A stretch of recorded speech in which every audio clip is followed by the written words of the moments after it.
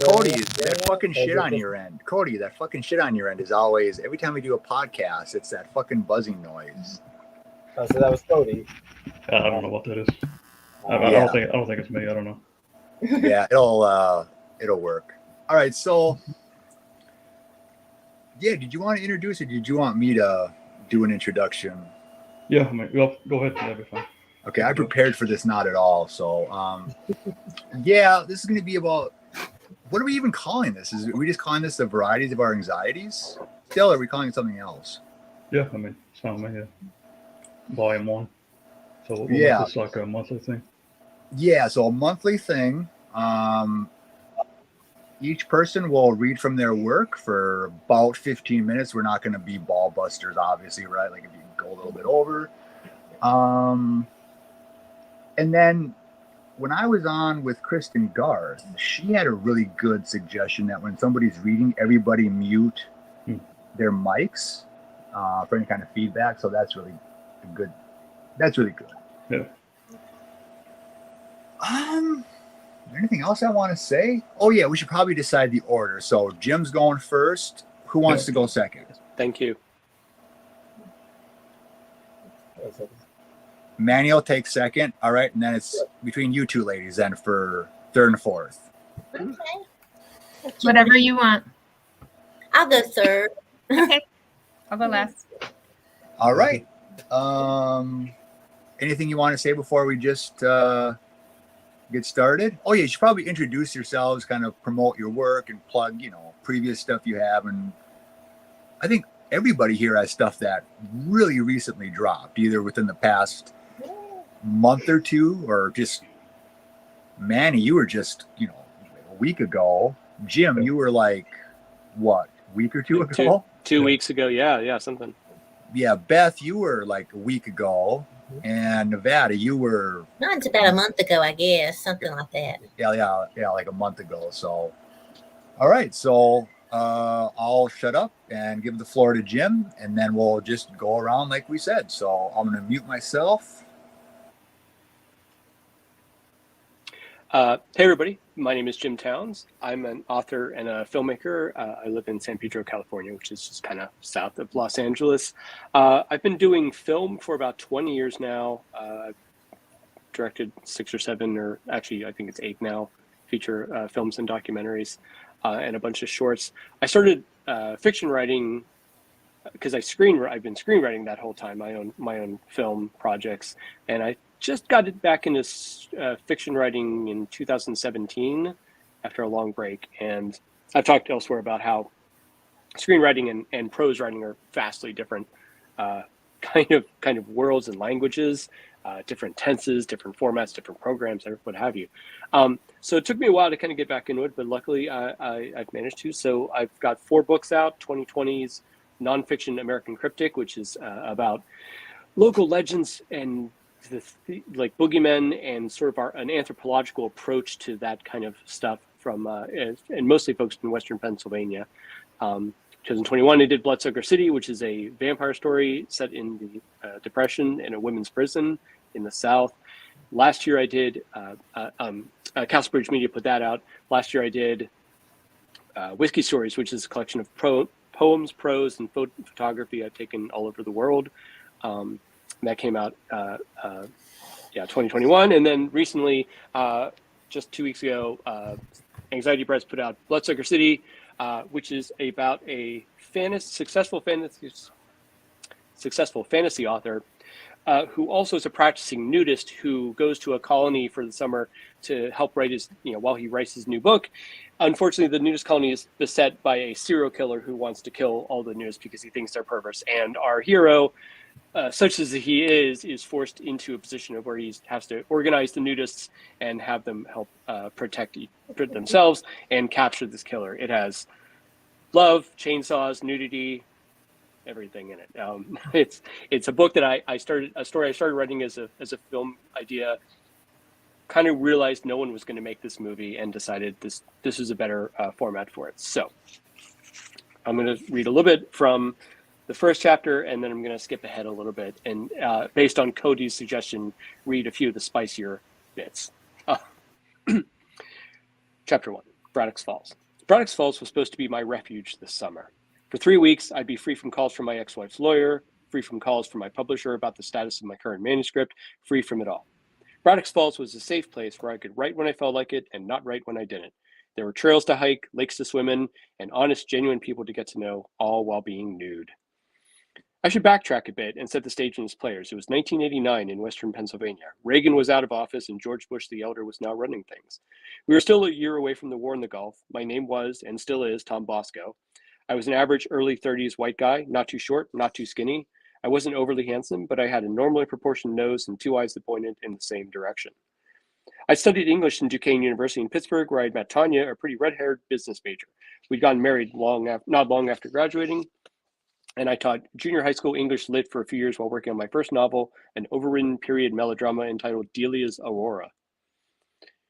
Writing that first book had proved to be a protracted ordeal spread out over years and made no easier by the fact that I'd begun regularly playing Dungeons & Dragons twice a week with Barry, Jason, and Paul, old high school friends I'd reacquainted with. Delia's Aurora was finally finished in fall 1986 and a publisher released it, but it didn't exactly set fire to the publishing world. Then a year later, Black Monday happened and I lost the greater percentage of the advance I'd been given, as well as my savings and my teaching wages. From my teaching wages. So naturally, Tanya picked that week to leave me for her ex, a professional rock climbing instructor in West Virginia. Nudism is defined by most of its practitioners as the ability to enjoy things while unencumbered. The definition of unencumbered extends beyond just clothing. It's a philosophy of enjoying and interacting with the world, its natural wonders, and other members of our own species without the barriers we humans have designed to shield us from those very things. And in the fall of 1986, I found myself unencumbered from my marriage and most of my savings. It was around one of that time. I'm going to skip ahead now, so I think that's a good The book's told from two perspectives, from Tom Bosco's perspective, our hero, and then from the perspective of Winston Conroy, a young serial killer in the making, and they eventually, their paths obviously merged together. So we're going to skip ahead a little bit.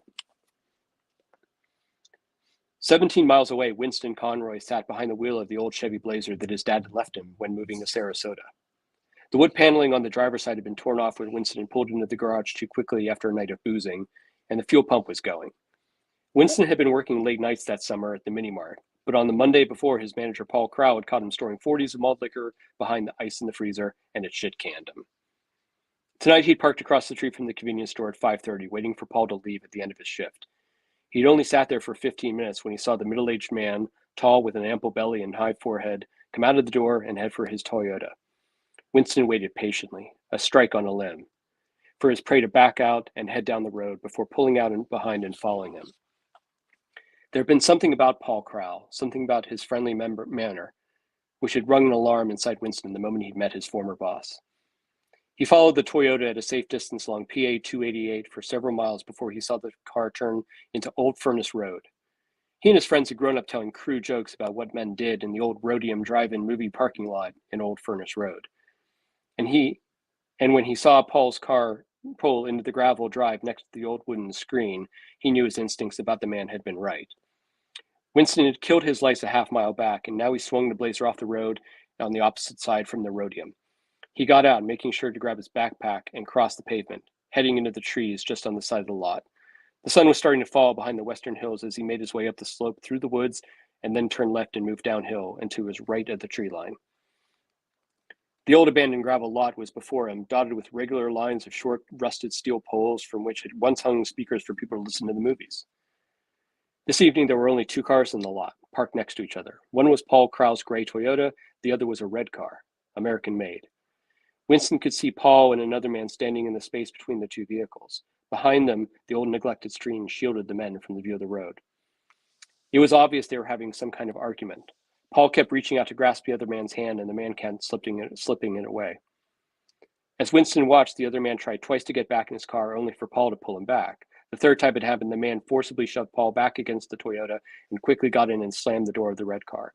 The tires kicked up gravel as he pulled out in a rush, leaving Paul in a cloud of dust and exhaust. There couldn't be a more perfect opportunity, and Winston was already moving forward, his hand dipping into the backpack and pulling out the wooden billy club that had been his grandfather's at Western State Penitentiary.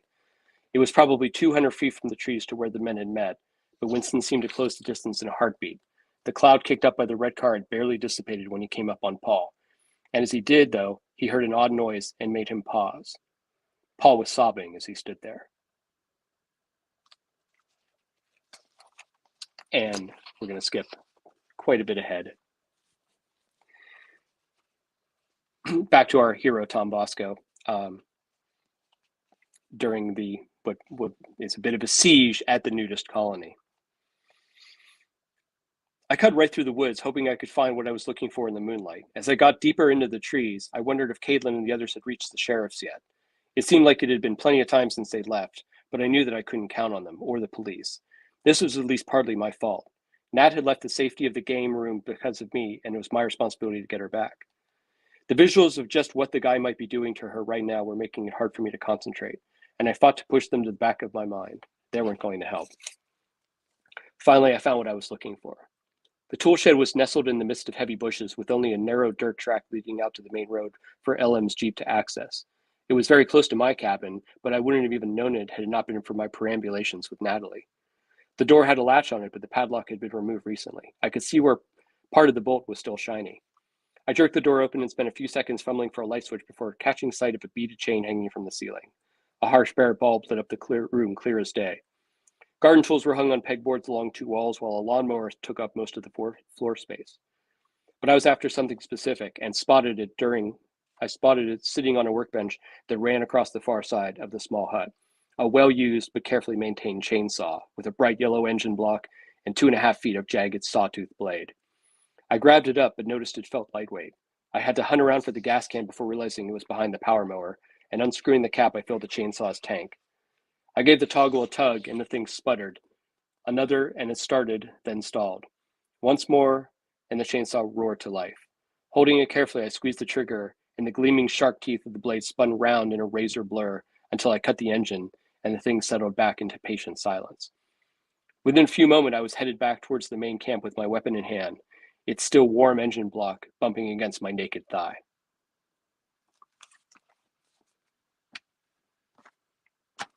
Bloodsucker, Braddock's Falls, now available through Anxiety Press. Thank you. Oh, Cody, do you mind if I ask a question real quick that occurred to me? Because since it was about a nudist colony, I've done thinking about nudist colonies, and it's interesting. I want to ask Jim: Have you ever thought about? Hang on.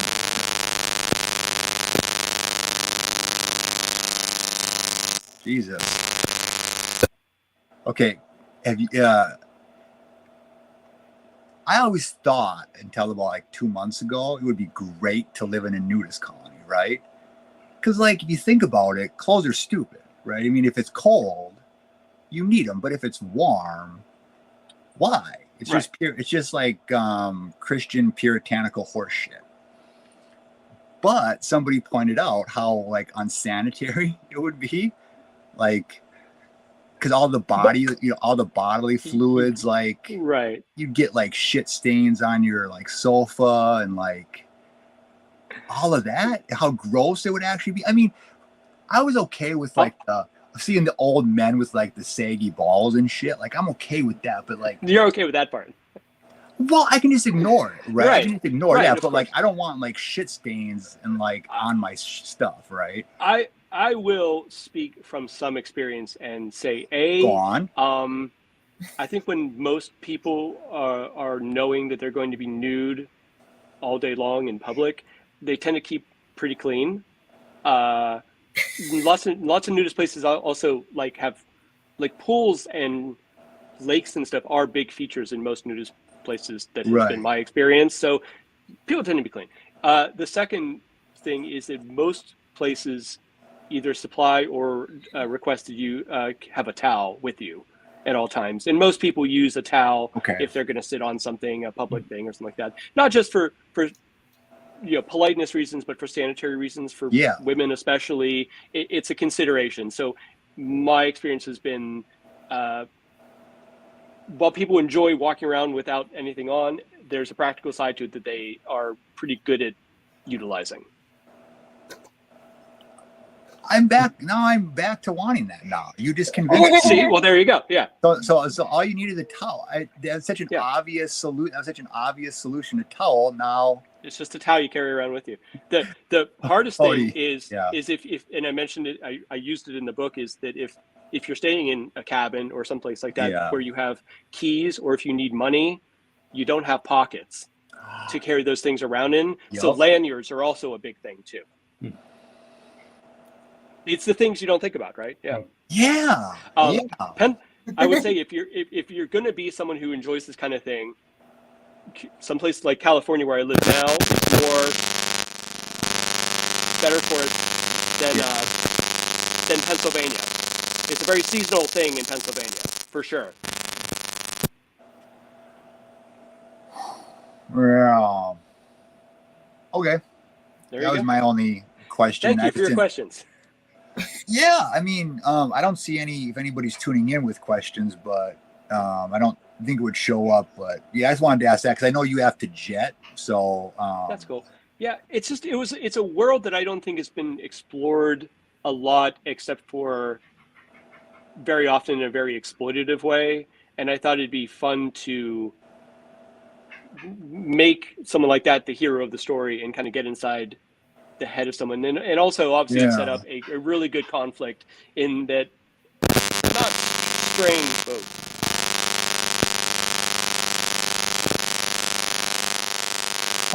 too far from Cody, try muting your stuff and see if it's on your end.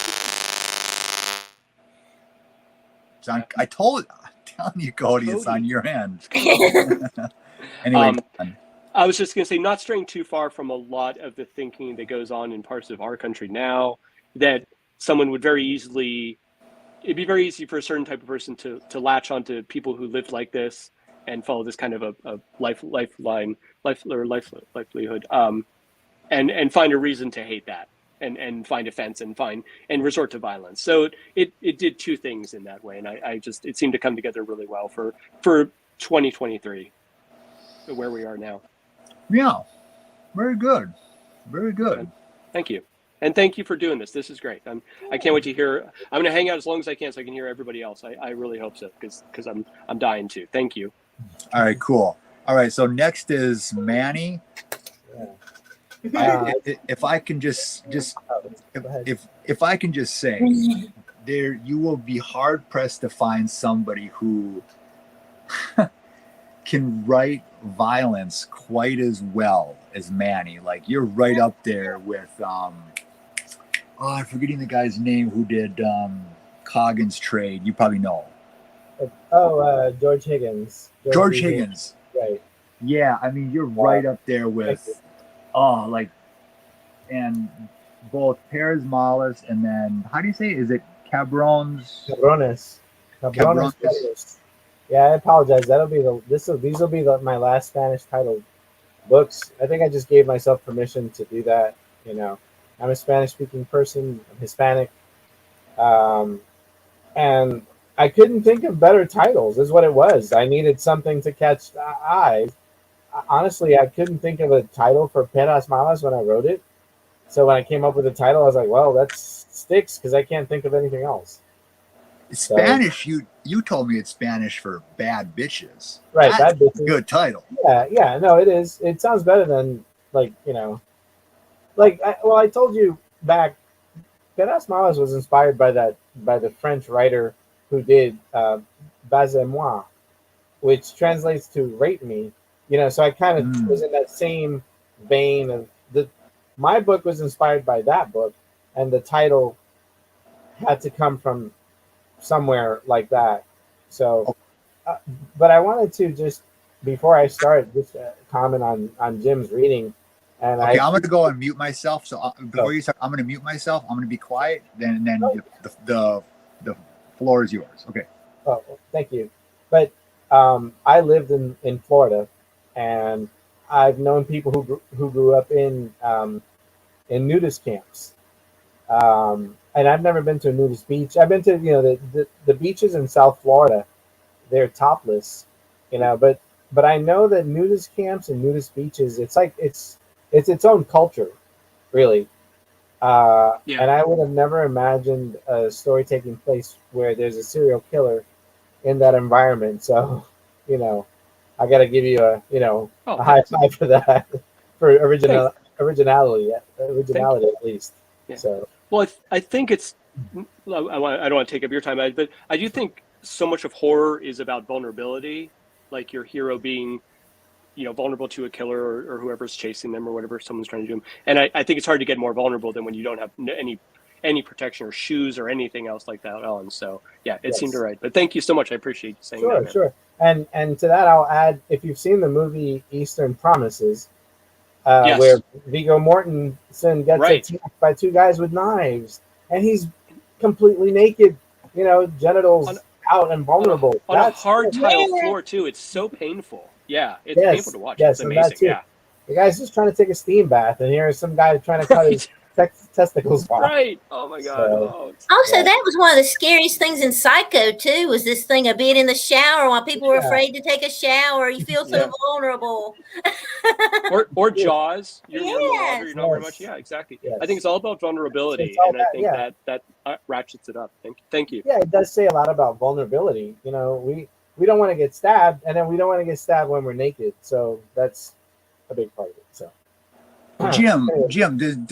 sorry, but Jim, does it also kind of play on the way overused trope of like, oh, the good innocent girl, pure girl in horror, she's the one that survives, and then here everybody here is like not, No, very much not pure, right? not to, yeah, I guess so. And I would argue that probably the people we see within the book story having sex the most tend to be the ones who survive. So yeah, I guess we're sort of tossing the moral equivalent of that on its ear a little bit. Now, that's fun. That's fun to subvert, right? Yeah. All right, back to me. I Cool. wanted to include this. So yeah, back to Manny. No, it's all good. It's a good conversation to have. So I'm Manny. I've been active as a published writer for the past 3 years since my first book came out, which was this one. And then I got lucky in indie publishing circles, and thankfully, this book, my last book, went over really well, and I had another one that I'd been sitting on because during the pandemic I wrote 5 novels because I had nothing else to do. And luckily, Outcast Press was happy with it and they wanted to put it out. And I'm glad because it's one of my favorite books that I've ever written. It's part of the cycle of the stories that I've been telling since Dead Dogs. So with Dead Dogs and Perras Malas, I call that the dog trilogy, if only because they do share some characters, but all 3 books have a dog in the title. So so that became the dog trilogy by default. The last book, Cabrones Perros, and cabrones it's a Spanish word for male goats. So you can just be a farmer and be like, oh, look at those cabrones over there. But in Spanish vernacular, you can insult someone with it. You can call someone lovingly by it. Say, hey, cabron. It can work either way. So the way it translates, I guess, would be like bastard dogs. And I thought dogs is good to have in a title, like Reservoir Dogs. It's like one of the few Tarantino movies I like. Reservoir Dogs. That's a cool title. This really great movie from the 70s called Rabid Dogs by my favorite Italian director, Mario Bava. Rabid Dogs. It's these guys kidnap this man in a car, and the whole thing takes place inside of a car as they're going on a road trip. So I was inspired by that. I like the term dogs. So I'll be reading the first chapter, and then I don't have the book with me, and I don't have any prints of it, so I'm actually reading from my phone. Um, Originally, the book was called After the Beasts. And it was about a guy who was going to go visit his sister who had an abusive husband. And then somehow that became, about a quarter of that book is biographical to what was happening in my life about 10 years ago. And the rest I just made up with people that I've known and characters that I've made up or compressed from other characters, made them into one character. So the book takes place in Florida, and it takes place a little bit in Atlanta. But this is my homage to my life in Florida, my homage to people I grew up with who were criminals, and just a bunch of shit that I made up too. So I'll start by reading the first part.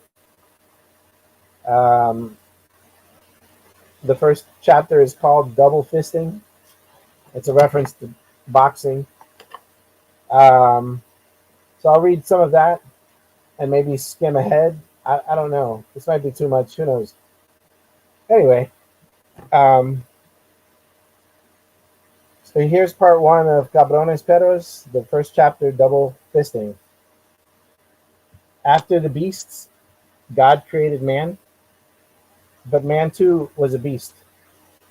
See these men, obstinate brutes of their own time and place, mutants of idiosyncrasy, cursed to roam endlessly, moving wherever the forces of nature push them. A maelstrom of fists and kicks, guided by an inertia of violence and transgression. To survive, man had to kill, but mostly he had to eat. Nolan Cavan ate esquites from a cup in front of the Flatiron Building waiting for Brett. Viejo Cruz was the last of the Atlanta taco and corn vendors in these parts. There was an ancient familiarity between them. He waved, rolling his cart up the next block. If the Flatiron Tavern could be put out of business by buying all of those tacos, elotes, and cups of corn, Nolan would do it. Roasted corn with cojita, chili powder, and mayo mixed in a cup never tasted so good. He was careful not to get any on his face or beard. Being out of prison for a week now, the air didn't seem that much fresher or cleaner. In fact, it was as dense and dirty as he remembered it the last time he was here. He stood about 5'9", in old jeans and a tight black t-shirt, weathered Doc Marten boots. His hair hung down to his shoulders, oily and wavy. His tan and facial structure gave him a curiously indeterminable ethnicity. He'd grown a light beard that went down his jawline and gathered mostly at his chin. Brett Reno came up the block toward him. Nolan couldn't not notice him, with his movie star swagger, fading blonde hair, glimmering earring, and chrome Ray-Bans. Brett affected a young Clint Eastwood, less cowboy hat and squint. Perhaps younger and studlier than Nolan remembered him. Too cool for the time of the day or the slowly transforming East Atlanta street he strutted. Brett saw him and nodded, decked out in crisp new jeans, oxblood leather jacket, and white sneakers. He swayed like a model, cocksure like a rock star. He cursed the moped that almost ran him over. "Fuck you, hipster," Brett yelled. Too cool to express how it felt seeing an old friend. Too cool for glee. Just, whatever. "Long time, cowboy," Brett said, now safely standing in front of Nolan. His embrace was loose and cold. So was Nolan's. They went into the Flatiron Bar and ordered beers from a tattooed blonde. They drank quietly for 15 minutes. "Mind if I smoke?" Brett said. "Yeah, I do," Nolan said. He finished his beer and ordered another. "I'll just blow it the other way." "It's irritating," Nolan said. "Had to put up with it in the slammer. I don't want to smell it like smoke." "Ha!" This is day 3 for me without a shower, so I don't give a fuck, Brett said. I'm wearing deodorant at least. Can't tell, Nolan said. What, I stink? No, I can't tell you've missed a shower. Your cologne is lighting up the place. Be sure to stay away from open flames. Brett gave him the finger.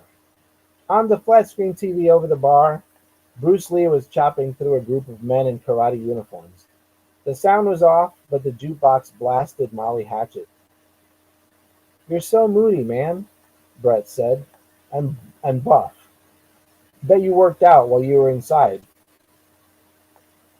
I took advantage of the gym, Nolan said, and all the free time I had. I hear you. Probably felt like forever. Almost a year, Nolan said. Every day was a fucking lifetime. Damn. Did you do any boxing? I trained for it, Nolan said. Quite a bit. Didn't get to match. The guy I was set to fight got released early. Oh, you got lucky. He got lucky. What'd they call you in the clink? My name. They didn't give you a nickname? Brett kidded. Come on, everybody gets a nickname in the joint. Well, some of them called me the Venezuelan. Brett chuckled. He'd ordered a sandwich and picked at it when it arrived. He was more interested in his next shot. Dang, I don't even know your real name, Brett said. It's Manolin Cavan. Brett downed 2 shots of Jameson, 3 beers. He looked loose but steady. Took a bite of his sandwich. You want a shot? He offered Nolan. It'll change my mood. Gee, how could I tell? Brett watched Bruce Lee for a while. So who is it? The Samoan? No, Nolan said. His brother. The Samoan is dead. Oh yeah, Brett said. He went down during that very ugly Florida situation a few years back. Yep. That shit reverberated all the way the fuck up here. Well, I was doing time in the drunk tank when that situation happened, Brett said. The Samoan was my coke guy when he lived up here. I used to fuck his sister, Kimmy. So you know him? Nolan said. The Samoan, yes. His brother, no. Works upstairs, Nolan said. He's the tattoo guy. Can't miss him. I ain't scared. Brett opened his jacket and showed him the gun tucked in his pants, a Colt Python 4. No, Nolan said. He put his hand on his shoulder, drilling his eyes into him. We're just collecting. Are you greased? No, Nolan said. Not anymore. Lose your gun privileges when you got locked up? No. This is America. Even school children carry guns. I haven't carried in years. I went in because I beat the shit out of Gang Time. The rapper? Oh shit, I didn't know all the details. I was working the door at 667. But you're the door guy, or you were. And that's what doormen do. They kick undesirables out. I still am. As far as what Barron said, at least. Gang Time is banned from ever entering 667, and then I got to keep my job after doing time. That was the deal. You got a year for assault? Brett said. That's rough. Nolan looked at him. Well, he won't walk or talk right for the rest of his life. Nice, Brett said. That worked out for you, I guess. Any of his boys come after you? Well, Barron had some people looking after me. I didn't worry about my safety too much. The rest of Gang Time's people died in a recent warehouse fire. They were running dogfights. Yeah, it serves them right, motherfuckers. Nolan looked past the TV to the mirror next to it. He saw the tall Pacific Islander walk past the bar's wide front window. He tapped Brett's arm, signaled towards the sidewalk. You ready? Now? Brett said. He downed his last shot and they went. All right, I want to stop there with that chapter. And then various acts of violence take place. Let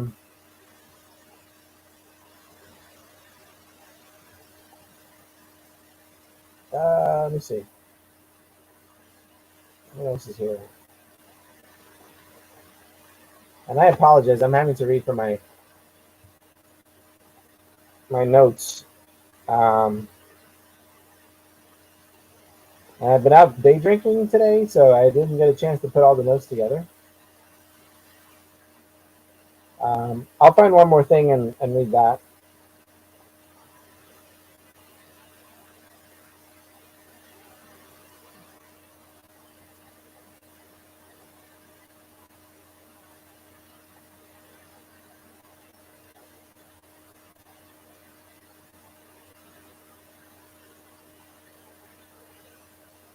So Manny, while you're searching Yeah. for that, do you mind Yeah. if I just do a little some commentary? Do you mind? No, go ahead, please. Yeah. So you mentioned, prison. I always find the prison dynamic fascinating because what's the function of prison when you're on the inside? Social control, right? Yeah. Okay. What's the first thing that when you first walk into a prison, what's the first thing that they have you do? What's one of the first things that they make you do? They strip you and search you and hose you down, as I understand it. And then the guards say to you what? If I'm a white guy, I have to join the Yeah. white supremacists. If I'm a black guy, Sure. I got to join them. Do I have a Yeah. choice? I do not. It's you're with the white supremacists, or you're with the black guys, or you're with the Hispanics. So that's a nice little case study in social control and for broader implications of what the function of racism is, right? Because if you can have, the people in the prisons fighting one another based on arbitrary factors, then you don't look at the guards, right? So I always found that fascinating, but I didn't know that until like 2 years ago when I thought it was a myth, but then multiple people who'd been in the slammer said, like, no, the guards, they don't even give you a choice. Like they say, and if you're like mixed race, right? If you're like, they can't, then you're like, well, where are you going to go? You're going to go with the blacks? You're going to go with the white nationals or whatever the fuck they're called. And they like do not have a choice. That's who you're with. So at least in California, it might be different elsewhere. I'm not an expert on the prison system, but at least in California, that's what I've heard. But I'll stop talking and let you finish up. But I just wanted to make a comment on that because prisons fascinate me. Okay. Yeah, go on. No. I mean, I mean, it's a system that's been developed even in school, even being in elementary school, being forced to learn a certain curriculum, and to have to get up, go to the lunchroom, sit down, eat, get back up. It's the same sort of ideas. What I know of prison is what my father told me from some time that he spent there, and as far as I know, he did his best to be, because he was already clergy. He was a preacher, so he could do that. But he immediately went on kitchen duty because he knew he could get a better meal, and then he knew he could get along with everybody. So as far as what he told me, he was in prison in Florida for just stupid things. Some of it was drug dealing, some of it was bad checks. But he said that the key was to just get along with as many people as possible, and I think he really did get along with everybody. Everyone liked him, so that was the thing to do. Instead of going around trying to kick someone's ass, he just became everyone's friend, and that's how he survived that the few times that he went. So, yeah. So that's all I know about prison. Never been, so I couldn't tell you myself. But I wanted to put this character in prison. I just wanted to sort of make him vulnerable that way. I made him a boxer because I didn't want to give him a gun, because I didn't want it to be easy for him to do the things that, just to shoot someone. I needed him to defend himself, which happens in the book. Throughout the book, there are moments when he has to defend himself. I'm going to read just a brief part here. It's called Redemption Song. So the book is filled with a lot of Hispanic characters and also has characters from the islands, from St. Thomas. And where they live, the white tourists think that when they see this black Caribbean person with dreadlocks, or they speak with an accent, or they speak the patois, they immediately think that they're Jamaican. So the point I was trying to make is that just because you're black and from the island, or just because you're Hispanic from the island, it doesn't mean you fall to that stereotype. So there's a running joke, and if you've known Caribbean culture, you might get it. If you don't, it's okay. But the whole running joke is like, oh, look at that person with dreadlocks. They must be Rastafarians. Like, no. They just happen to be black with dreadlocks. So that was the point I was trying to make. One of the characters from Perras, Shank, appears in this book. Hope that's not a spoiler, because, for anyone who hasn't read this yet, But yeah, she survives that book. So anyway, this is her. This chapter is called Redemption Song. I named a lot of the chapters after songs by the Upsetters or Lee Scratch Perry, Bob Marley. It's a big reggae book, if you will. So, smoke a blunt, let it dangle from her bottom lip. Nunchucks in the living room, wearing a sports bra and running shorts. Candles lit. It was 4 a.m. Shank swung them around, one in each hand. Swung them until she was dizzy with their twirling. Orange street lamp poured in through the pull-down shades. She closed them, and suddenly it was ambient candlelight glowing from the table. Below the window, sitting next to the candles, was a sword stand and a single katana she picked up at a Fruitville flea market. She put down the chucks and picked up the sword and stood in various poses like she'd seen in the movies. She thought of every decapitation that was overdue. Every downswing was an enemy's head coming off. One by one of the people who dismantled and decimated her tribe. She swung, chopped, lanced. Little by little, the buzz left, and she was energized, seeing their faces as she cut into them. Over time, she'd gone over the roster, and little by little, town by town, she'd cut them down, erased them from existence, dropped them into the ocean, stuffed them into a dumpster. They were gone, and some of her anger surfaced, if only because she couldn't kill them all. She couldn't chop them down again, hold them and burn them, crush their faces and dismember them.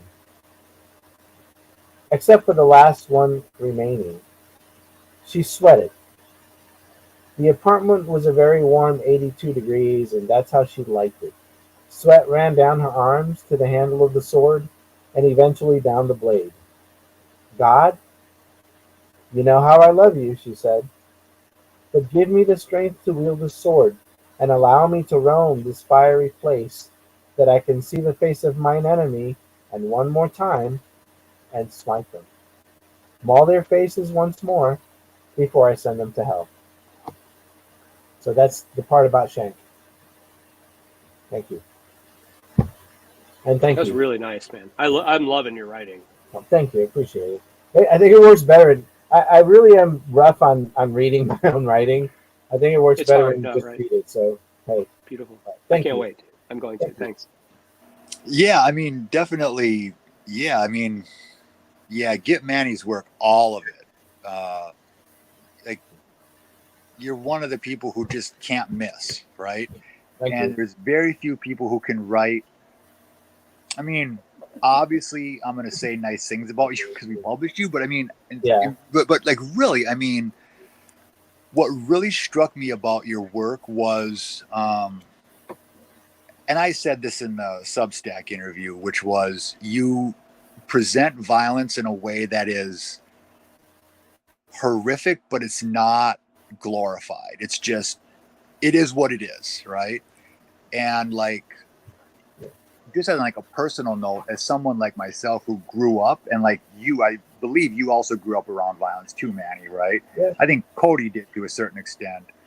Like, it's horrific. Like, unless you're a sociopath, like committing any kind of act of violence is like a piece of you dies inside a little bit, right? Because it's so, and you do such a good job of just laying it out there without making it sound like a fucking Vin Diesel movie, right? Like, it's not glorified. It's, it's like, it's brutal, like it should be, right? Yeah. But it almost reminds me of, sorry, I don't mean to say this, but it almost reminds me of, like, I believe in like Death Wish, right? Where I think like the first vigilante killing, doesn't the guy come home and like vomit, right? Right. It's just so, like, people think, oh, well, I'm going to take retribution on somebody and that's going to be cool and I'm going to be good with that. And it's like, no, it's going to like change you. Like it fucks with you a little bit. And you do a really good job of that. So, I've said it's a kind of an exorcism for me to do that. I'm not a violent person. I've been a vegetarian for 36 years. I don't even appreciate the killing. I don't like the killing of animals. They participate in existence with us on this planet. Why would we? That's a whole other thing. But I've seen weird things. I've seen fights in real life that are not like movies. They're just brutal. I've seen people get beat. Same. I've seen in New York as a kid, there was a man who beat his wife, and then her dad came after him with nunchucks and beat the shit out of him. So things like that. And I grew up around violent people. I studied martial arts, but the key goal in that is to never have to use it, and I never have, and I hope to never use it. That's like it's a thing. But violence is violence. Like I said in the interview, our existence is based on it. If there was no Big Bang, if there was no explosion of things, if there was no death, there'd be no existence. So I guess my violence is the way I deal with it. And it's not pretty. Gunfights aren't pretty. If you get shot, even if you get a small wound on your side, you're probably going to shit your pants. It's brutal. You're probably going to pass out and you're going to cry and it hurts. So it's not violence is not poetic. If you get into a fist fight and you get hit once and right here, you're going to go out. If you get hit here, you probably get brain damage. So again, violence isn't poetic or anything. It's just ugly. And again, I deal with it that way. It scares me. It terrifies me. I can't tell you how many times I get threatened on the train in Atlanta. Just random people who are just out of their minds, just want to take a swing at someone, and it happens. So you always have to be prepared for it. So that's how I deal with that. So Manny, can I give you? I don't know. You're obviously older than me, and I'm going to assume wiser than me. So, by all means, this is not this talk to say that you don't already know this, but here's the tactic that I learned. Because I've always grown up in like rough areas, right? Where like there's a certain type of guy, right, who like looks for fights, right? Like a real low IQ type person that like wants to fight. And so I remember like about 3 years ago, and I got this idea because a goose chased after me, and I can beat the shit out of a goose, but at what cost, right? So I just ran into a building, and so I thought, basically I applied that, right? I'm like, if somebody ever comes up to me, I'm just going to say, what is it worth to you, right? And that happened to me about 3 years ago. I was outside just smoking, minding my own business, and some guy comes up, right? And he's like, hey, can I bum a cigarette off you? And I'm like, I ain't no fucking cigarette. So there's one down the street, right? Like, get the fuck out of here. And then he's like, you don't talk to me that way. And then you could tell he was trying to fight, right? He wanted to fight me. Okay. Now, I will lose in a fist fight. I'm a scrapper. And I told him, I got right into his face and I said, you will win this fight. You will probably hospitalize me. But before you do, I'm going to go right for your throat. Then I'm going to go for your fucking eyes. Then I'm going to go for your fucking balls. And then I'm going to go for your knees. So I will exact a pound of flesh from you. And I will go down making sure that you are blind, you can't talk right, and you never fucking walk right ever again. You still want to rumble over this? And he walked away. So you can often diffuse violent situations by just being like, yes, how much is it worth? Now, you are gambling on the fact of the guy being really stupid, and like you will end up, but usually kind of step back and they're like, it's not. no, So, you did right. Yeah, I've learned that from martial arts instructors that if you present the crazy, it will be intimidating. So you did right. You won that fight. Yeah, I mean, the best is because I'm like you. I hate violence because as a kid I was bullied. Sorry, I'm not making this about myself. I'm just, but like I've had to like break people's noses, right? I've for survival, and it never felt good, right? No. It never felt good. It never felt glorious. It always felt like I felt dirty. And so whenever you can avoid it, but anyway, I'm droning on too much, which is not what it's supposed to be about. So let's move on. Thank you, man. Hey guys, I just want to say, thanks so much. I do have to cut out of here. Nevada, Beth, I'm really sorry I'm not going to get to hear your reading and stuff like that, but I'm looking forward to being on something like this with you guys again, okay? Cody, Sebastian, thanks so much for having me. Manny, great hearing you. Thank you. So, all right, take it easy. Have a good night. Bye. All right, so let's introduce Nevada. So the floor is yours. Introduce yourself. And I will say, to introduce you, you are like the premier scholar, I would say, or one of the premier scholars of Flannery O'Connor. Oh, wow. Oh, thank you. There are a lot of really premier scholars, but I'm just really interested in her. I live in O'Connor country. I live in Milledgeville, Georgia. I'm originally from Georgia, and I lived in New Orleans for a long time, and then I'm now back in Georgia. And so, or as Jack Moody would call it, Midgetville. Midgetville, yes. Anyway, yeah, go on. Yeah. Well, let's see. My first novel is Poser. This is the cover. Cody designed the covers to my my two novels, my two Eucalyptus Lane novels, which I love the covers. But Poser started out as a screenplay, and then I was about to adapt it into a TV series. And then I just decided I must see what happens if I try to adapt it into a novel. And it just expanded. The storylines expanded. I added more characters. And like Manny, I worked on it during the pandemic. I was at home a lot. And so I worked on that. And I could see it was running really long. And it looked like it was going to end up being more of a series than just one novel. And so that's what my latest novel is, Cracker. It's second in the Eucalyptus Lane series by Outcast Press. And so I also, like Jim, I have a background in screenwriting, and screenwriting and prose writing are very, very different. But I think my screenwriting does influence my prose writing a lot.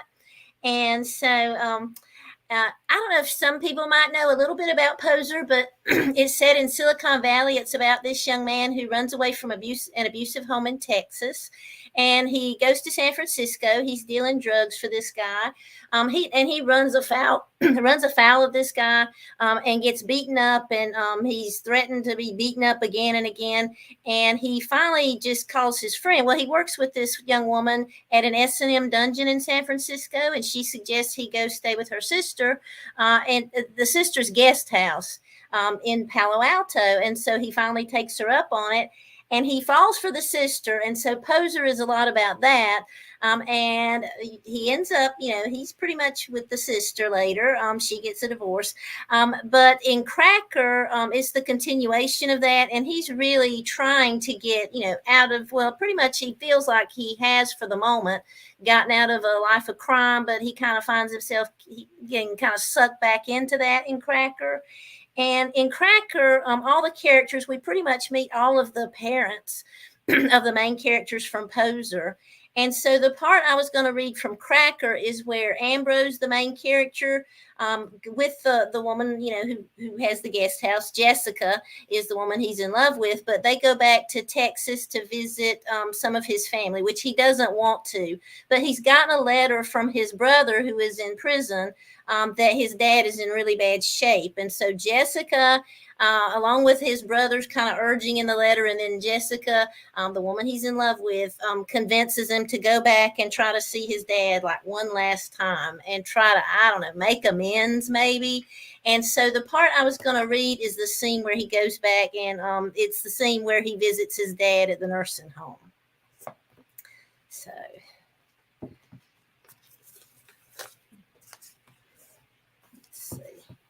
try to get my lighting where I can see it. All right, shall I just go? Oh, yeah, just whenever you're ready, yeah. Okay. The town is so small, there's no chance of getting lost. Nothing much has changed, but when he drives the Escalade into the parking lot, the nursing home looks different than when he used to visit his granddad. It had looked bigger then, but now, having been away, he realizes how small it really is. The trees around it have grown, and the sign out front is missing an H. A swath of forest beyond the fence has been cleared for the construction of a mini storage center. He parks and sits there a moment, staring through the windshield. Jessica turns to him. According to what your brother said, if there's anything you want to tell him, you should do it now. Uh-huh. He starts to get out, but stops when she says, you were listening, right? To who? She sighs. To me. And what was in his letter about your dad. This may be the last time you get to see him. There are actually potholes to navigate as they walk to the entrance. A few heads turn as he and Jessica approach the reception desks. He asks the nurse where Carl Ballard's room is. Down the hallway, take a right, and it's the front door on the left, she informs him. Then, do you mind if I ask, are you a relative? I'm his son. Really? I knew he had one son in jail. I'm his youngest son. I've been away for a while. Oh, she glances at Jessica. Well, I'm sure he'll be happy to see you. Why the hesitation, he wonders. Maybe she's heard Carl badmouth his youngest son, or he's not really glad to see anybody. Ambrose and Jessica start down the hallway. Some of the residents are sitting in wheelchairs in the doorways to their rooms. There's a whiff of dried urine as they walk past a man wearing worn slippers and baggy stained pants held up by suspenders, shuffling along the wall's handrail, oxygen tank in tow. Jessica leans closer to Ambrose, speaking quietly. Your brother's in jail? Why didn't you tell me? Federal prison, actually. What did he do to be sent to federal prison? He got caught running drugs, stooging for a Colombian kingpin. Click. And another x-ray image of his life is revealed to her. He's conscious of his heart beating faster as they round the corner. The door to his dad's room is ajar, and he can hear the television. He stops. She stares at the door too, then reaches to take his hand. That catches him off guard. One thing at a time. He pushes open the door and sees a worn-out old man asleep in a hospital bed. Even though it seems like a lifetime since he left in such turmoil, it hasn't been long enough for Ambrose to think Carl would age this much. His father's hair is totally gray, his face craggier, painfully thin like shrunken. Ambrose glances at Jessica, squeezes her hand, then releases it to draw near the bed. Maybe Carl's weakness shouldn't make him feel stronger, but it does. Daddy, he says. The old man slowly opens his eyes, takes a deep breath, glances around like wondering if he's dreaming. Who said that? He asks in a scratchy voice. I did. It's Ambrose. Remember me? The old man sniffles, eyes starting to focus. Well, I'll be damned. What the hell are you doing here? Butch wrote and told me you were bad off. How are you feeling? The old man tries to sit up. Like shit, he says, catching sight of Jessica. Who's that fine piece of ass you got there with you? Ambrose glances at Jessica. She looks stricken, seeing he's just a dirty old man with one foot in the grave and what's left of his mind in the gutter. This is Jessica, Ambrose informs him. She your girlfriend? Sorry, the chihuahua.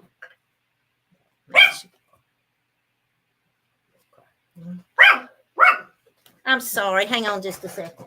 You want to go out? She doesn't want to go out. That's Mitzi. Sorry about the interruption. She's been quiet this whole time, and now when I'm reading, she acts up. So, she your girlfriend? Let's see.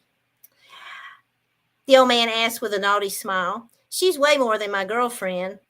Hello, Mr. Ballard, Jessica says, pretending to ignore his earlier remark. It's a pleasure to meet you. Oh, really? The old man asks. Ambrose feels his jaw tightening but doesn't want Carl to see it. His dad's not sorry for anything he's done and will never. Not that Ambrose even wants an apology. He doesn't want anything but somehow let Jessica and Butch talk him into coming back based on some sentimental idea that if you can see him before he dies, you'll have no guilt when he's gone and he'll die a little happier. But that's all bullshit. Age and alcohol haven't mellowed Carl but hardened him. Yes, sir, it is. Your son is a wonderful man, she tells Carl. You should be very proud of him. He's kind and loving, and my little boy looks up to him as a father figure. Little boy, Carl looks at Ambrose. She got you raising some other guy's kid? The color heightens in Jessica's face. She hasn't got me doing anything, Ambrose informs him. I love her little boy like he's my own. Carl nods knowingly. Some other bastard got her all stretched out, and now you the one having to play daddy. He looks at Jessica. Of course, I never expected him to be a real daddy anyway. We always thought he'd end up being queer as a $3 bill. Jessica seems torn between wanting to remain Ambrose's moral support and get the hell out of this room. Ambrose turns to her, nods slightly toward the door. Not that she needs his permission, but she looks at Carl. Well, Mr. Ballard, she can't really bring herself to say, it's been nice meeting you. I'll just step out and let you and Ambrose have a few minutes alone to talk. Carl lies back on his pillow, having expended a good deal of energy already. Ambrose watches Jessica walk out. As she leaves, the slanting shafts of afternoon sunlight contain dust motes that swirl and dance, particles which have likely been around since he was here sitting at his grandpa's bedside all those years ago when the family gathered for his passing. Even Butch had been there before that final caper had sent him inside for this longest stretch. You ran her off, Ambrose begins, just you and me now. Carl can barely lift his head as he shifts his eyes to look at Ambrose. Who is that gal? What's she to you? Ambrose quickly weighs the possibility that he'll ever have to see this old bastard again. Butch said he wasn't long for this world, and looking at him, that seems fairly accurate. Like I said, she's more than just my girlfriend. We're married. Married, Carl repeats. Ambrose shoves his hands in his pockets, realizing he's not wearing a wedding band. But so what? That's right. When'd you get married? About a year ago. She said something about a little boy, but that ain't your son. No, she has a son with her first husband, but she and I'll be having kids before long. Where y'all live? Out in California. I headed there the night I left home. Carl gazes at him, slack-jawed. That's the last time I seen you. That's right. What even happened that night? You tried to burn my face on the stove. I did not, Carl claims. You're full of shit. You did it all right, Ambrose asserts, and I made sure it was the last time because I knew if I stuck around and anything like that happened again, I'd kill you. Might have done me a favor if you had, Carl says. Maybe then I wouldn't be laid up in this place. He starts coughing. Ambrose watches as he tries to regain himself, reaching for a small box of tissues on his bed tray. Wasn't worth going to jail over, Ambrose says. How are they treating you here? Pretty good? Carl coughs into the tissue, looks at it, wads it up, tosses it into a wastebasket at the side of the bed. What do you do out there in California besides bang that blonde pussy? Don't forget that's my wife you're talking about. I ain't forgot. I run a dungeon, Ambrose says. A what? A place where people go to get spanked and all kinds of other things. Who does? Queers? Anybody. We have clients of every orientation, all walks of life. Carl laughs. Do you now? And who does the spanking? You? I don't do it myself. Not anymore, anyway. I got people for that. Carl looks skeptical. Sounds like some California liberal satanic bullshit. It's the truth. Carl rolls his eyes. What the fuck will they think of next? Then, you make a lot of money? Mm-hmm. Most people who pay for that got money to burn. That wife of yours into that kinky shit? Not really. It's just a business. It's a racket, all right.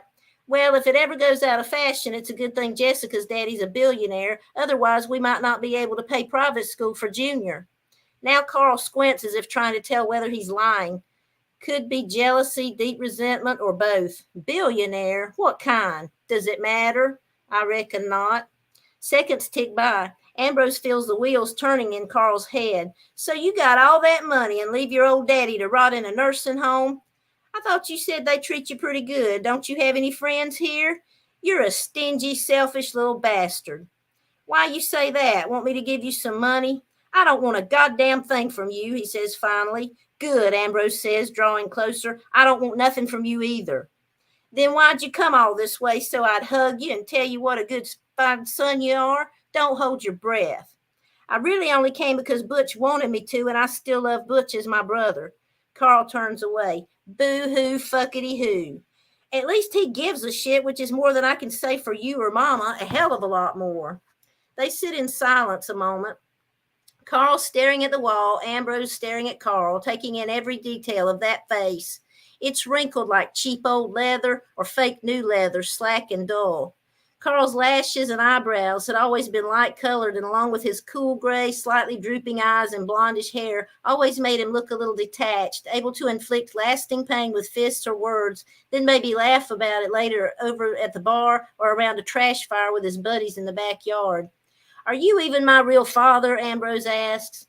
What makes you ask that? Thought it might explain why you hate me so much. I don't hate you. But you don't love me either, do you? Never have. No answer. That's okay. I figured as much. Another few moments of silence. Ambrose tries to think whether he has anything he wants to say. Nothing comes to mind. All right, then, he sighs. Guess I'll go. He goes to the door, and just as he's about to open it, Carl speaks. Hey. Ambrose stops, turns. I don't hate you, Carl says. I just don't got no feelings for you, that's all. That's it. Thank you. All right, excellent. So, yeah, that was from Cracker, right? That's from Cracker. All right. Now, you can technically read Cracker and then Poser, but it would be obviously beneficial to read Poser first, right? Yeah. All right. I tried to, yeah, you could. You could do it either way, but you're probably, it'd be nice to read Poser first if possible. Yeah, definitely. Yeah, pick up, I mean, one of the defining characteristics I'll say is you write twists really well. Thank you. You think you're going one way, and then it's just, and in Cracker that really ramps up. There's a lot of twists that. There are a lot of twists, so I was trying to pick a part that wouldn't have a spoiler. Yeah, because like too much at once. Yeah, because like Poser is like real quick, right? And Cracker's got a slower pace, but it's got a lot of twists. It's got a lot more twists in it. So I was wondering, I'm like, what are you going to read from it that's not? I know. I had to be careful picking a scene. I looked at some other things. I thought, oh, wait. Oh, no, maybe I better not.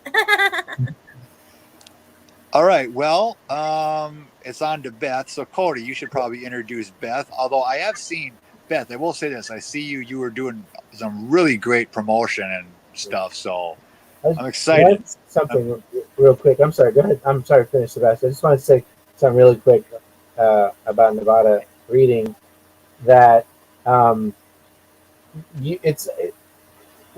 I always talk about Naked Lunch, one of my favorite books of all time, and I read it at a young age, but it wasn't until I got the record of Call Me Burroughs, where William Burroughs is reading from Naked Lunch, that I understood the rhythm. So hearing you read that, like, I'm gonna go back and read Poser again, and then I'm gonna hear your voice, and I'm like, that's the cadence.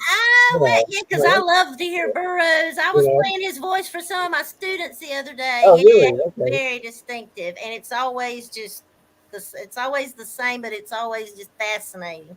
Yeah, it is. Yeah. So hearing you read, Cracker, and in your voice, I'm like, So when I read it, and I'm going to go back and read Poser, it's like I'm going to hear your voice.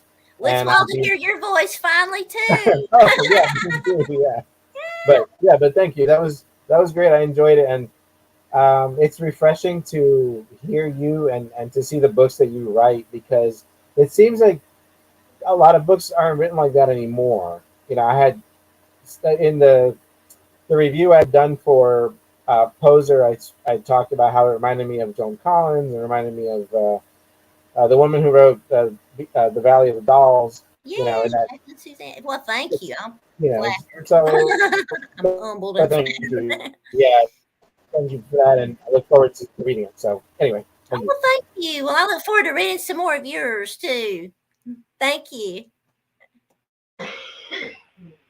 Yeah. Okay. So moving on, we have Beth, who's I think it's your first book, Firmer Ground. She'll be reading some selections from that, and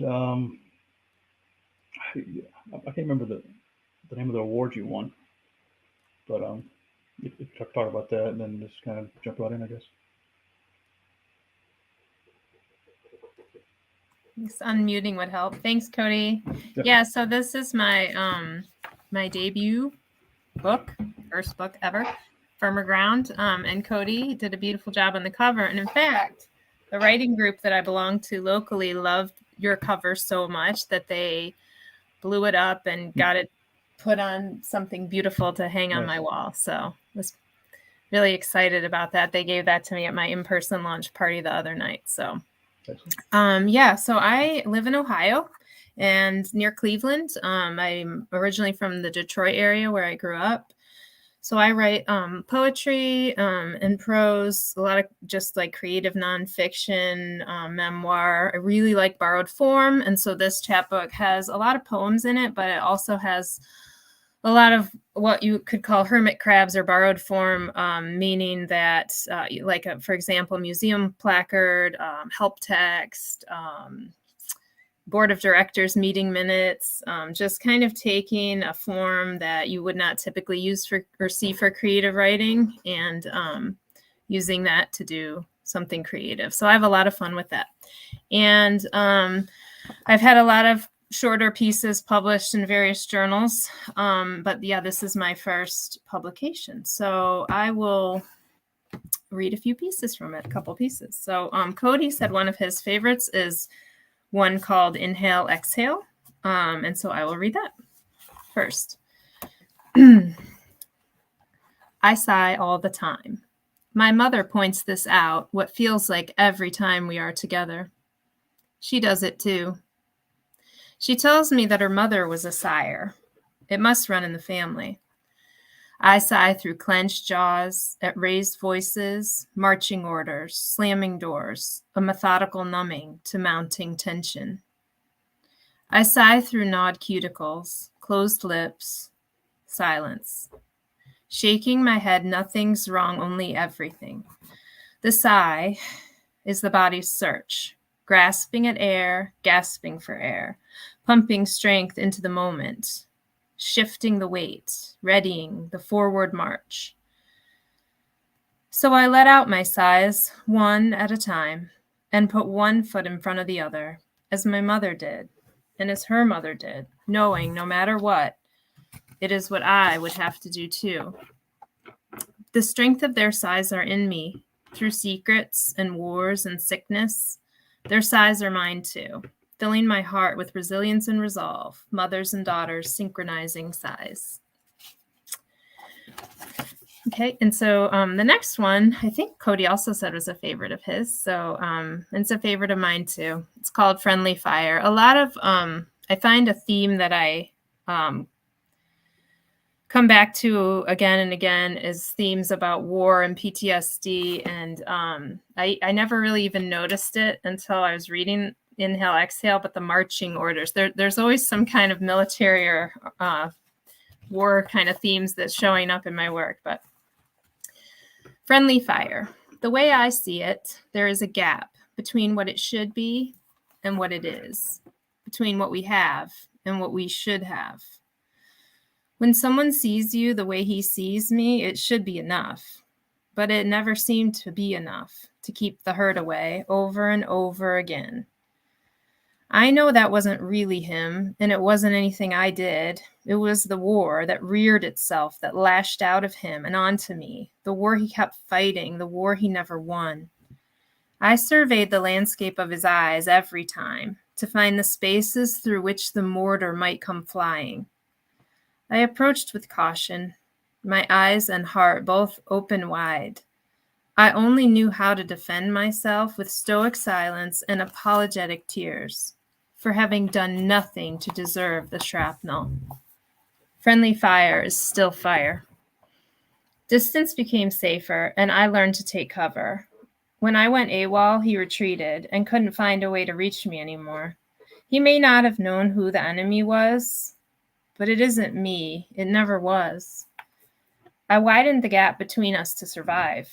And as the years went on, a buffer zone, now demilitarized. No access to any exposure. I can't risk any more wounds. Now there's only time for peace and healing. Someday, maybe soon, he will be gone. He wasn't the only one here wounded by that war. And I have to tell him now, with my heart open wide, that I love him anyway, that it's all okay. I love him anyway. Over and out. Okay, along the theme, this theme of combat, I have two pieces related to combat boots. So here's the first one. We okay on time? Okay. My daughter wrestles on her first pair of combat boots for 7th grade. I tell her how others hated mine. Aren't those heavy, they would ask. Don't they weigh you down? I didn't get it. I wrote in my diary how my boots gave me a firm foundation feeling of strength to walk around on, like confidence. Her hands busy with the black buckles, laces, and hooks. My daughter says, "There's a poem there." I wonder if she's teasing. We always joke that I see poems everywhere. She pauses, pushes up the sleeves of her oversized flannel, looks at me, her sincere eyes the same bright brown as mine. She guides a stray strand of the thick red hair she got from me behind her ear, holds my gaze, nods at my unspoken wondering. There's a poem here. She gets it. Now, for combat boots, too. These boots just keep speaking to me, so who knows what they'll say next. My daughter scrubs dried mud from the soles of her combat boots. Fashion boots for 7th grade, with the buckles and the laces and the hooks. I ask her, how did they get so muddy? Oh, she tells me, I had to stand outside in mud during the active shooter drill. It's school. I don't respond because I don't know what to say. You know, she says, we had a drill because of what happened at the school in Michigan this week. I let out the breath I'm holding and say, I'm so sorry that you had to do that. It's no big deal, she reassures me in her cheerful way. It was only for 10 minutes. I nod and think, but I don't mean the mud, I mean the drill. I mean, you're just a kid, my kid. And it is a big deal that you could be shot in school, and we just live with that reality. I mean, I'm sorry it's such a mess. Let me clean them for you. Boots can be scrubbed clean, but some messes feel too big. I'm just another mother, that's all. Cleaning mud off boots. Just another mother who doesn't want her kid shot in school. What can I do? These boots aren't actually meant for combat. Thank you. That was great. The last one especially kind of hits a little deep for me too, as a father. So. Yeah, especially with like daily, seems like daily school shootings that happen. Yeah, that's especially. Do they have? Okay, I don't know. Okay, you might be I'm sure this is going to sound stupid, but I don't have kids, so I don't know these things. But do they have like shooter drills like they have fire drills? Yeah, they do. Man. And it is par for the course for these kids. So. Yeah, that's sad. Yeah. And it's you know, with and everything that happened with COVID and the shootings and everything else that goes on in the world, it is there's a lot of cynicism early on. I notice in this generation coming up. So. Understandable though. Yeah, I mean, one is right to be cynical because, like, well, I mean, if you think about it, like, what's a rational person supposed to think when it's been when did Columbine happen? That was 99, right? Roughly. Yeah, so it's been like almost 25 years, and we've done like nothing about school shootings. So it's like when you hear about one happening, and you're like, "Oh, okay." Here's my first thought. Like, I know people that keep me up on the news against my will. I don't, but it's just like, what do you want me to do about it? Like, the lawmakers aren't going to do anything, you know. Right. And so like the cynicism is sort of like warranted because it's like, yeah, I think there's a real sense of helplessness, at least for me, when it comes to this, and that's kind of where that came out of. if I may, I do have this is gonna initially when I say this is gonna be like gonna sound off, but then you'll understand. But I actually have a funny story about this. That sounds like you do. Well, just okay. It's not about the actual shooting, but I remember when I was doing like orientation for like a new place I was gonna teach at. And you know how orientations are just like a waste of time, right? It's just like the dean, it's just like dick sucking, right? It's just like, oh, okay, yeah, fine, okay, come on. Okay, and then like they ask for questions, and everybody's like, "Can we just leave?" But then there's always one person, right, who has some question, and so this one guy asks, he goes, "What do we do?" This is at the college level, right? So this one guy goes, "What do we do if we hear gunfire in the hallway?" And like I was sitting next to a buddy of mine that was also teaching there, and I thought I was like speaking softly, but I guess I wasn't, because I thought I whispered to him, "Well, you fucking die. That's what you do." And like everybody like looked, and I'm thinking, if I hear like, what am I supposed to, like? Maybe they have sophisticated things that they teach in like elementary schools, but I'm thinking, if I hear gunfire, what am I supposed to defend myself? Like, if the guy comes in, I'm not going to be able to like, I'm dead, right?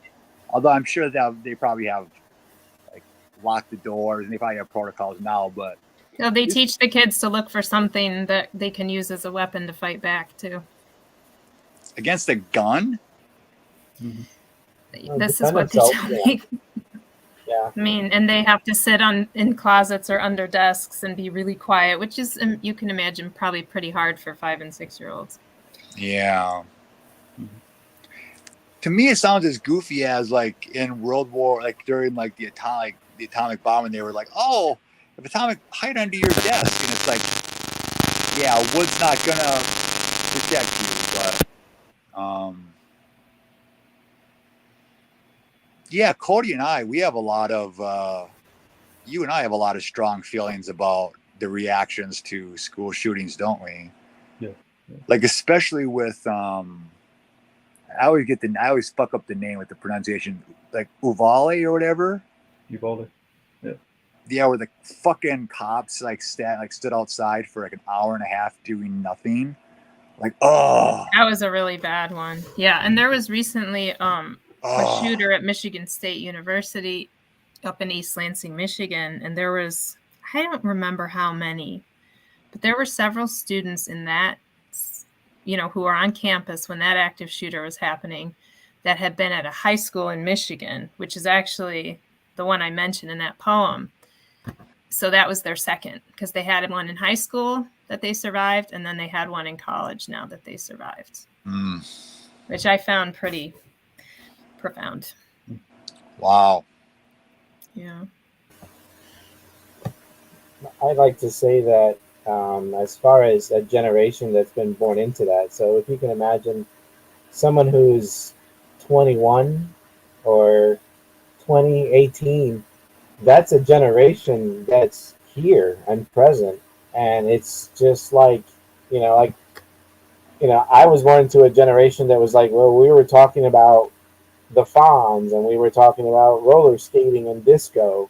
We were talking about the early days of rap.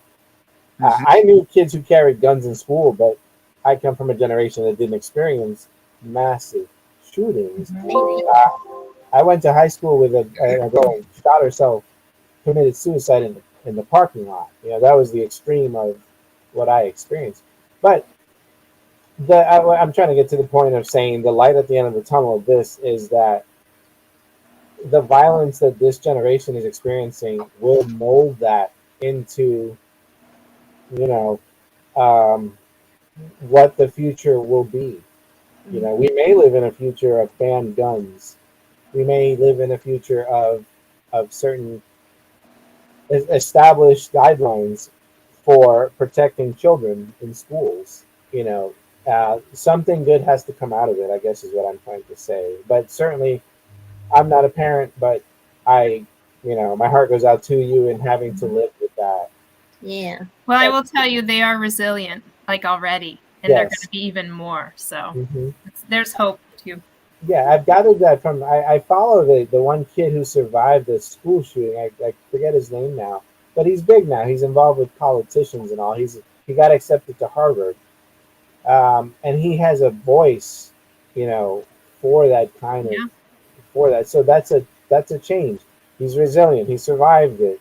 So yeah, I think the children are being resilient. They have no choice. This is how we've gotten here. After 100,000 years, we've had to be resilient about stupid shit. So. Exactly. Yeah. I mean, I've noticed too that like the students that I teach are way smarter than I was, right? Like way smart. Like I look at them and like when I teach them, I think at your age, I was dumb. Like I was like, and they're like they are now like where I was like 5 years ago, right? So like they're gonna far surpass us. And I just look at it and I'm like, wow, you're already making these insights. Yeah, I'm always being schooled by my kids. It's great. Yeah, and when you say that they're cynical, cynicism, cynicism can be a bad thing, but in this case, it's a survival instinct. It's necessary. Yep. But I mean, if you think about it, like this is like, I think. Like this generation is one that exclusively, like if you're in like the early 20s, think about how weird this is. You've lived exclusively under wartime, right? Exclusively. So this generation has never lived during it. Like we're like all of us here, like, okay, I don't know how old everybody is, but like I'm pushing 40. Manny, you're like what? You're in your 50. Yeah, I won't ask Beth. That's okay. I don't care. I'm 46. Okay, and Cody, you're my age, right? You're like 38, 37? 37, yeah. Yeah, and like so we remember. I'm 54. I guess I'm the oldest. It's not a contest, but and the wisest. I don't know about that. Thank you. But yeah, I mean, we all remember like. I don't know. I don't want to say simpler times because that's kind of I don't want to look at. It was kind of terrible, also in different ways. Yeah, it wasn't terrible. Yeah, it was a different time. Just different, yeah. It does feel a lot more complicated now, though. I know what you mean. Yeah, it's more complicated because of like technology. They made things more complicated. Like, yeah, we got so much coming at us. And the kids who don't really have the capacity to process it all in the way adults do still have everything coming at them. Yeah. But I wanted to ask Beth, are you writing any prose, or is it just poetry that you're focused on, or? Yeah, I do write prose too. I don't do a lot of fiction, but I'm working on some memoir. I have been researching my family, my maternal ancestry a lot, and so I'm kind of writing a memoir about that. That's a longer prose book, but that's in process. And I have prose poetry, but I've dabbled in fiction a little bit, but and then I want to get better at it, but it doesn't come as naturally. So I've got work to do on that. That's good. I enjoyed. And it's a very personal thing to express what you're writing, and certainly if you're relating about your children and your own feelings. And, I don't want to it's not my business to know. But if you're talking about PTSD, you're talking about combat and things like that, whatever that may be, a metaphor for, you know, uh, I hope Yeah, I've it's done a lot of research about like the Vietnam War and PTSD and things like that, and I find it fascinating. I've always found it very fascinating how the mind affects the body, and the body affects the mind. Since I was a kid, I've been fascinated by that concept. Yeah, I think that for me, poetry is something I've always used to help me figure stuff out. You know, whether it's something I'm researching or hear about or experiencing myself, it's almost like therapeutic, and it just really helps me work through it. I've always done it when I was in college. Well, I wrote a lot in high school, and I studied creative writing in college, and I took every writing class I could get my hands on, but I refused to take poetry because I was terrified that I would think I was doing it wrong, find out I was doing it wrong, and I needed it so bad because I was doing it every day just for myself to work through things. So I never really had any formal training in poetry, but it's definitely my go-to that I've done for a long time. And then I just didn't write for years and years, and I just got back into it with the pandemic. So maybe like 3 years ago when I had more time on my hands, I started reading more and started writing again. And it's been really awesome. So really appreciate the opportunity that Outcast Press and Anxiety Press have given us to read. And it was so cool to listen to you, Manny, and Nevada and Thank Jim. you too. Do you want some book recommendations on trauma? Me? Yeah. Oh, sure. Yeah. Gabor Mate's The Myth of Normal. That's very good. The Body Keeps the Score. Yeah, I've heard about that one. Bruce Perry, The Boy Raised as a Dog. Peter Levine, anything by him. Like all like 4 of those guys are Awesome. experts on trauma, right? And especially like when you read Gabor Mate's book, you understand how many of us have been to a doctor and thought, what a fucking douchebag. It kind of explains that, right? Like why doctors are the way that they are, right? Which is not great. I hope no doctors listen to this podcast that there's thing that are going to see me, although they already don't like me anyway, so fuck them. But no, all of those are really good on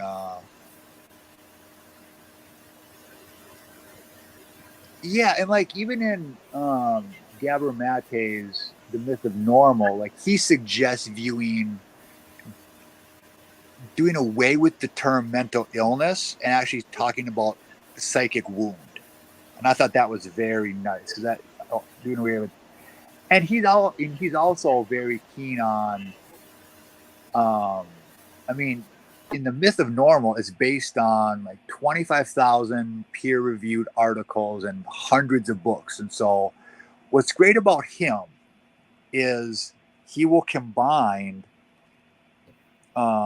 like Eastern traditions backed up by solid science, right? Solid medical science. And then he'll show how the medical science is very clear on these matters of you can't separate the mind from the body or the body and the mind from the environment. It's so well established, it's like gravity.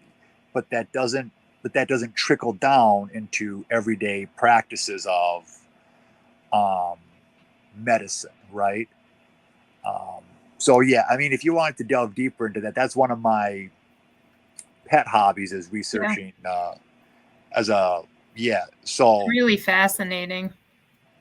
Yeah, I mean, like in just things like autoimmune disorders, like one of his contentions, Gabor Mate's, is autoimmune disorders is suppression, is a suppression of rage, which is what happens more, why you see autoimmune disease in women more than you do in men, because women have to suppress anger more, and when you suppress that suppresses the immune system.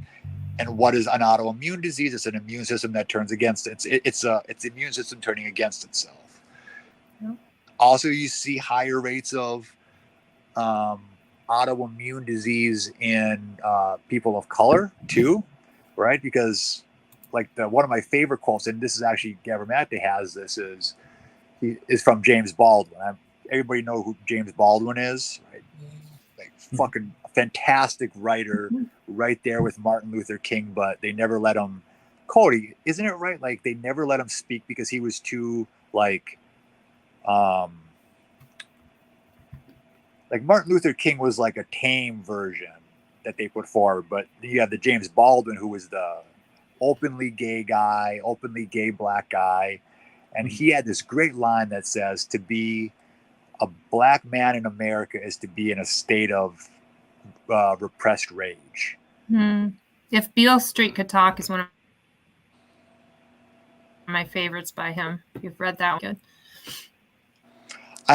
I haven't. I've read, what's the title? A Fire Something Within?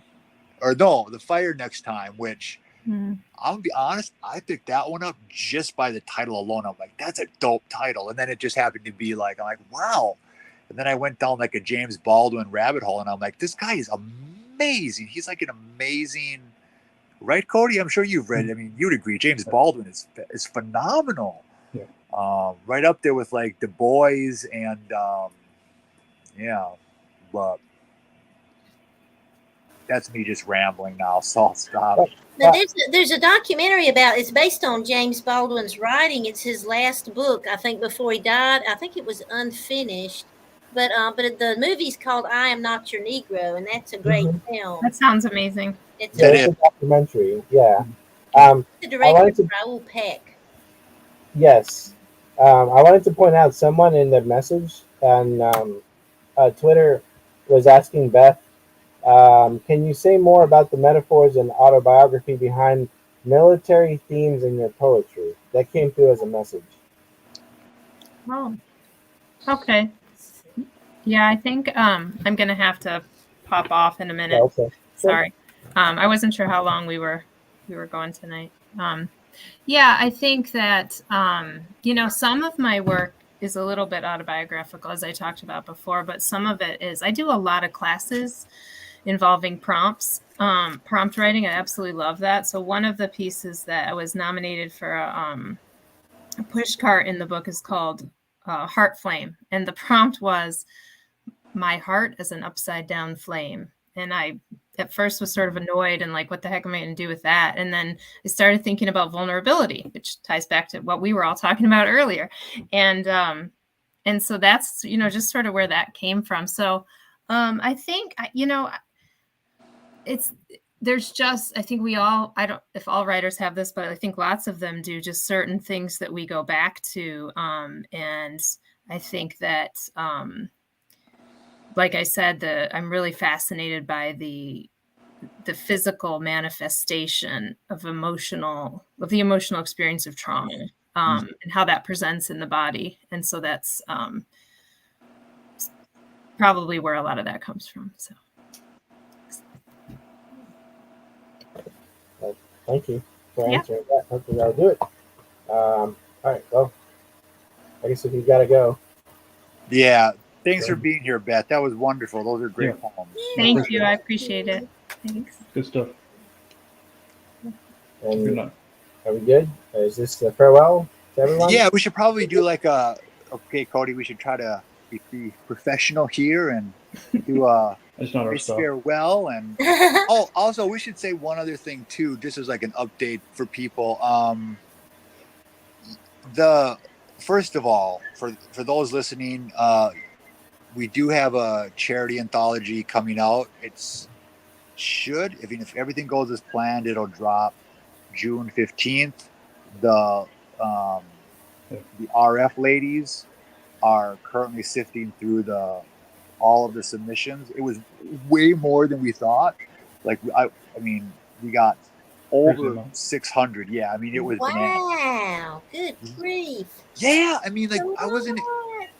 It's great, but it's also like, I mean, yeah, I was thinking we'll get like 100, 200, right?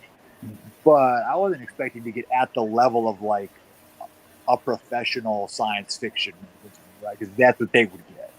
Awesome. So I wasn't prepared for that, and so when the RF ladies, we got 600. I'm like, wow. I mean, that's just a testament, though, to like the good naturedness of people, right? Like, of so many people that are not on the side of like right wing grifters like fucking Matt Walsh, which, or Jordan Peterson, or all these other right wing hucksters that think that like the new scare is trans people.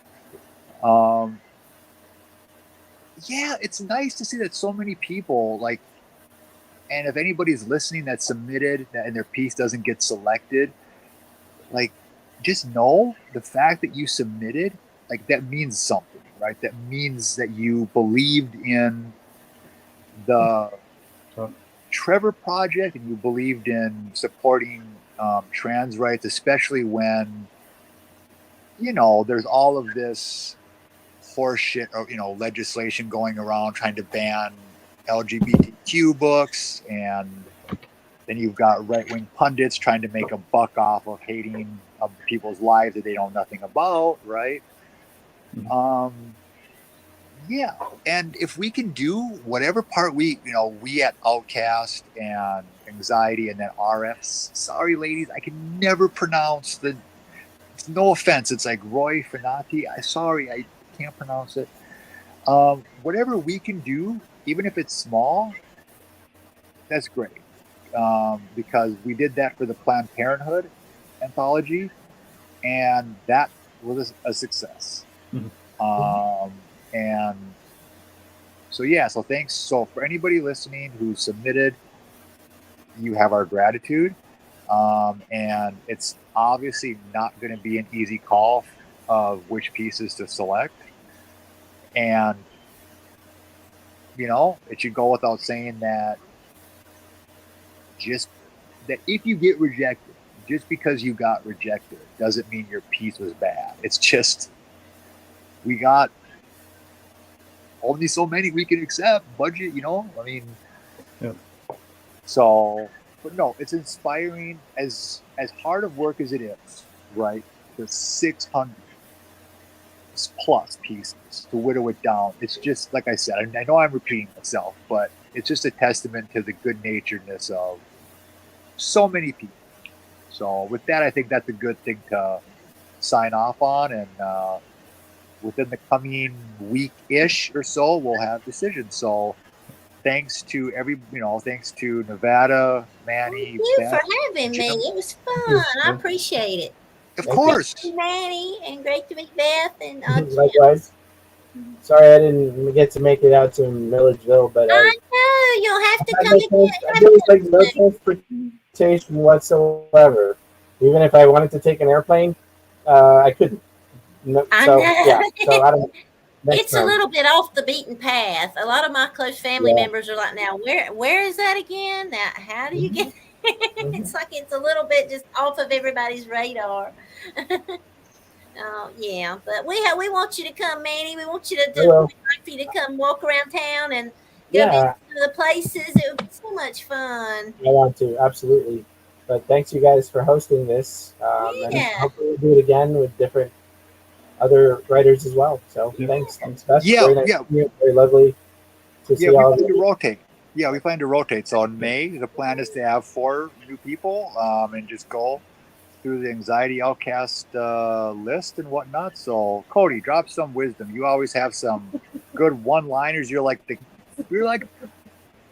also read Cody's Substack. If you don't read his Substack, it is some of the best writing that there is out there, and I mean that in all sincerity. Like I'm telling you, I'm peer pressuring Cody to do a book of aphorisms based on that fucking Substack. It's so good. So Cody, drop something, a nice zinger to round us off, man. Well, I'll read something from the Substack that I posted yesterday. I'll read a quick line. Excellent, good one. To hell with the future. I'm still waiting on yesterday. All right. See, they're all good. It's just bangers. All right. Well, thank you all for being here, for everybody listening, and then we'll see you. next month we'll coordinate another time with the next 4 people, and yeah, take it easy. Thanks, All right, guys. see you Everybody. on the internet. Follow Bye. me. Yeah. Thank you. Bye. Bye. Thank Bye. you.